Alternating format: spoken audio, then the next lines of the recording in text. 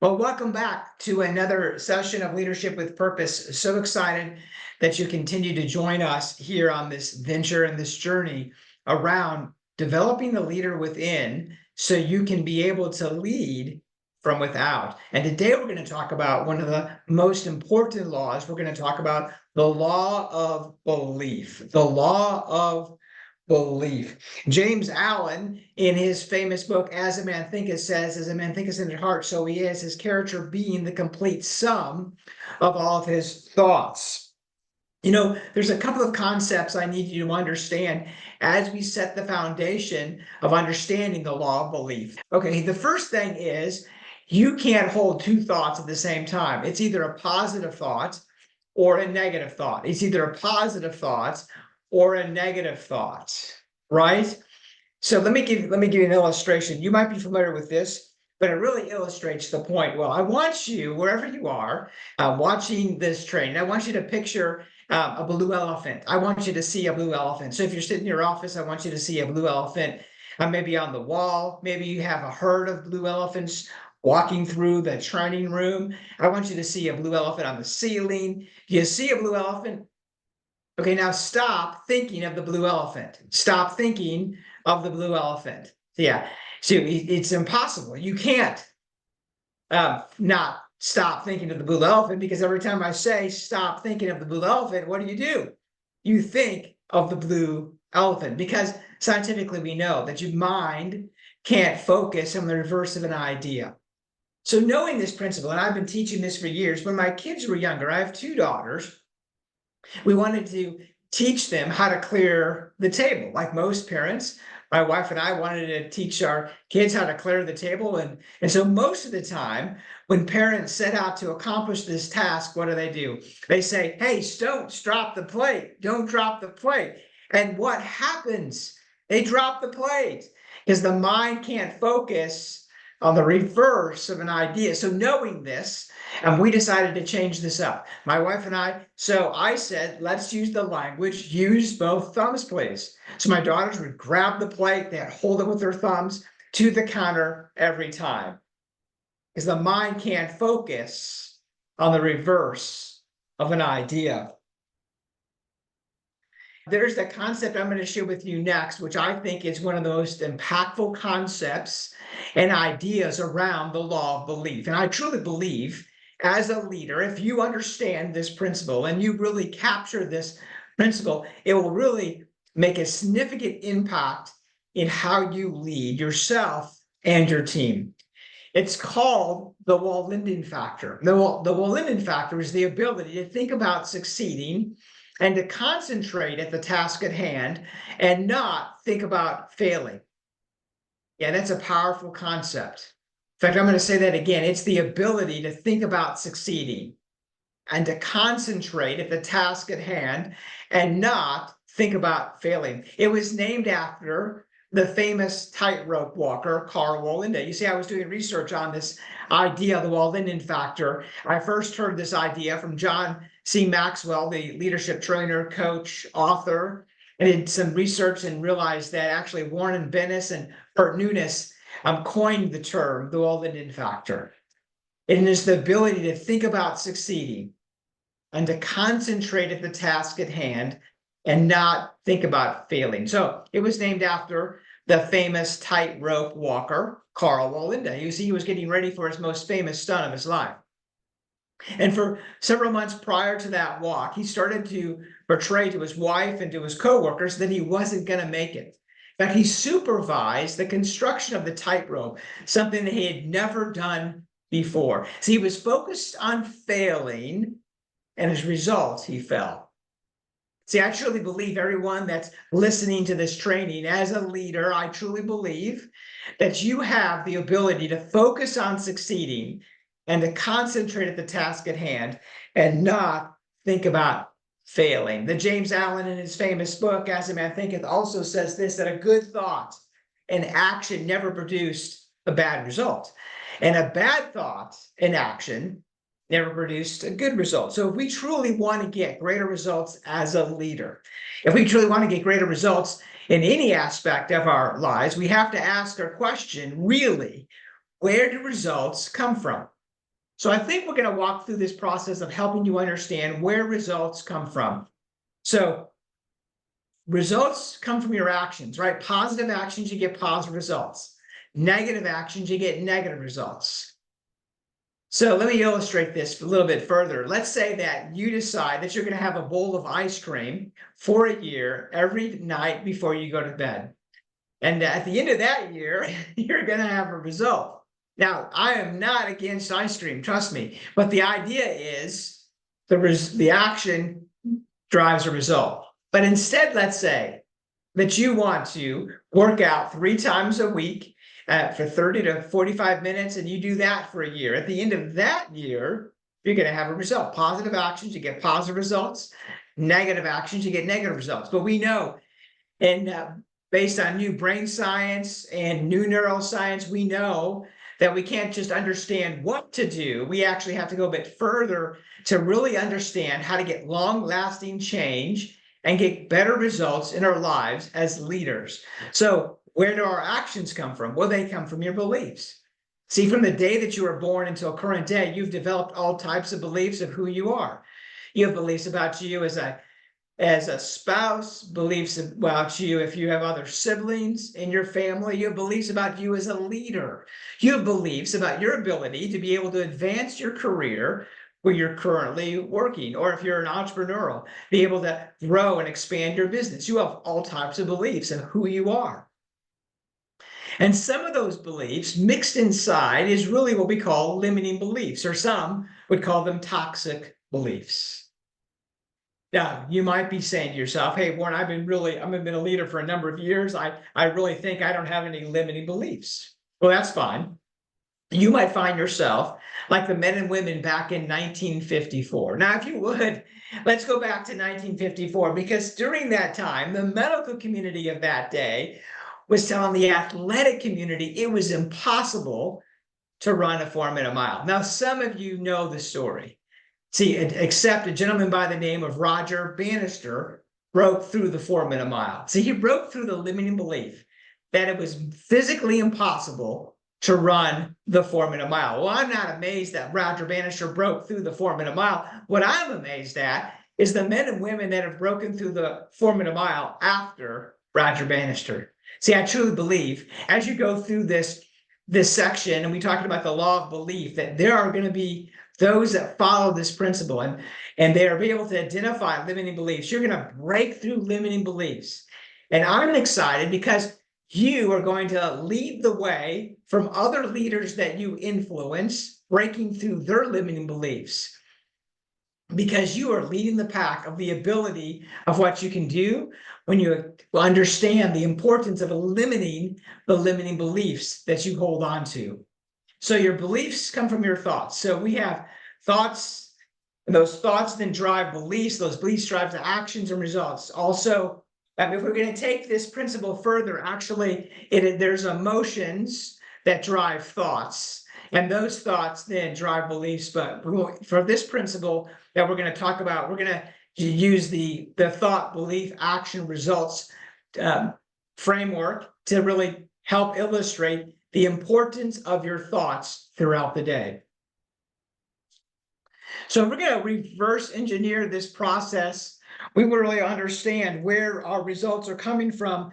The idea is understanding, kind of reverse engineer this process. So somewhere in your program book, you'll notice this diagram of the thoughts belief cycle. Yeah.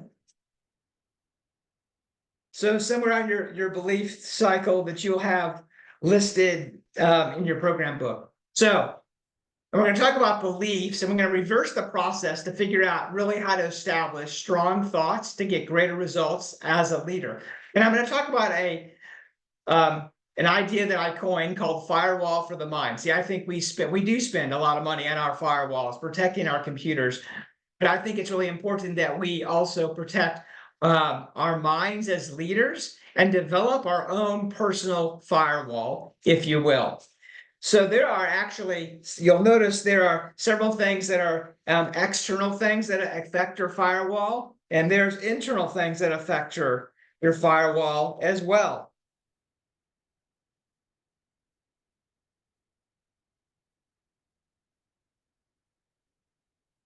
That's interesting. So the external things are like family. How many of you have family that are really supportive of you as a leader, or those that are maybe not as supportive? Maybe you're thinking about going to maybe get your master's or some further education, and they might be saying, "No, why would you think you could do that? No one in our family has ever done that before." So it could be family, positive or negative, coworkers, those that are around you. Well, who do you think you are, thinking that you can get an advancement? There's others that are on this team that are a lot stronger with you in specific skill sets. That could influence part of letting that thought into the process of thoughts, beliefs, actions, and results. So the firewall, we want to protect that. It could be influence that. It's also could be anything about any news you listen to, and it doesn't matter really what flavor or channel that you turned into, it all influences you. So the podcasts you listen to, are you listening to leadership podcast?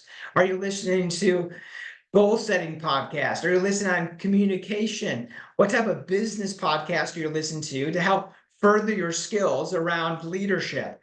And then any social media that you expose yourself to, that all can impact that firewall. Now, on the internal things, there are several things we can list in internal. The one of the areas we're going to talk about is affirmations. In fact, I'm going to share with you a strategy to use affirmations that will specifically impact your leadership abilities based on that technique alone.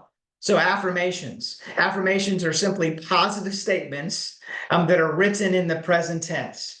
The next one that we're going to talk about is visualization. Visualization is an important area and tool that you can use to help strengthen your firewall.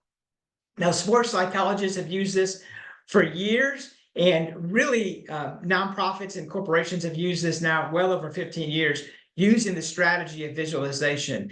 And so what you do is, if you're sitting in your office, maybe before you are going to give a presentation, you would close your eyes, you would get comfortable. You might choose to use a breathing technique, like breathe in 4, hold for 7, and release for 8. Get in a relaxed state, and then visualize yourself physically in that room that you're going to present in. You'd see individuals that were going to be in that room, what they're wearing. You would feel yourself like knowing you're prepared. You're relaxed, and you just feel yourself being successful, delivering the material that you were going to deliver. The presentation finishes, you get the positive response. You can visualize and hear the different accolades of individuals in the room, and then you leave the room. What that does, it's practicing. It's practicing in your mind before the event happens. And interesting enough, that part of the brain that stores that doesn't know if it's reality or if it's actually happening. It responds the same way. So visual practice actually puts you in a level of confidence to be able to perform what you're doing. Self-talk. We all talk to ourselves. One of my podcast guests that have been on the show said that we have 80,000 thoughts a day. Others say between 40. So somewhere between 40 and 80,000 thoughts. The majority of those thoughts are the repetitive thoughts that you've had from the day before, and most of those thoughts are negative. So the idea is to be able to be aware of your self-talk. And then negative thinking can also impact your firewall for the mind. So what we want to do is help you eliminate some of those thoughts. So there you go. Affirmation, self-talk, visualization, self-limiting beliefs, and negative thinking. So inside your program book, there are 9 dots. And what I want you to do is you're going to connect all 4 dots, or all 9 dots, using 4 straight lines without picking up your pen. So once you start anywhere on that diagram, you can't pick up your pen. You can't cross back over a line. So you can't like draw a line and then come back. You have to continue moving the pen in a different direction. So usually only 4 straight lines. All right, here we go. So this is the solution. Yep, so think outside the box. How many of you thought to yourself, I can't do these things. I don't like these exercises. I can't do this. I can do it with five lines, but I can't do it with 4. Oh, it's a box. I need to stay inside the lines. I didn't realize that I could go outside the lines. maybe the limiting belief was I can't ask questions, I can't clarify. What are your limiting beliefs about you as a leader that you're holding on to? That is what we want to break into. So what I want you to do next is we're going to come up with a list of your own limiting beliefs that you have. But before we go there, I'm going to talk about two individuals that really have broken their limiting beliefs. The first thing is that quote on the screen there is Vince Lombardi says you can't make excuses if you want to achieve excellence. It's either going to be either one. You can either say I can't do it, which you're right, or I can do it, I'll figure it out, and I'll strengthen my leadership skills. So Eric Weinmeier, phenomenal guy in reference to reaching the Mount Everest. 10% people that having to set out to achieve it. That in itself is remarkable, but makes this story even more remarkable is he's blind. He had a team that assisted him in the process, but what could have been limiting beliefs that would hold him back? My question to you is, what's your summit? What are you called to do, but you're holding back because you're allowing limiting beliefs holding you back to reach your summit? This is another gentleman that's been on my podcast, Andre Van Hall. He's very successful in the hospitality industry worldwide, running impressive properties across the globe. And his last assignment was in Denver at the athletic club as the CEO. Now, what's interesting is that one morning he woke up and he only could see past his waist. And he realized after a doctor's appointment that he was going blind. After dealing with the grief of going blind, one of his colleagues challenged him to be curious. And that's what he embraced. He started to be curious of being blind in a seen world. And now he inspires different audiences with his message of helping you to break through obstacles, being curious. So my question to you is, what is holding you back to be able to be the leader that you know you're meant to be? That's the question we want to explore.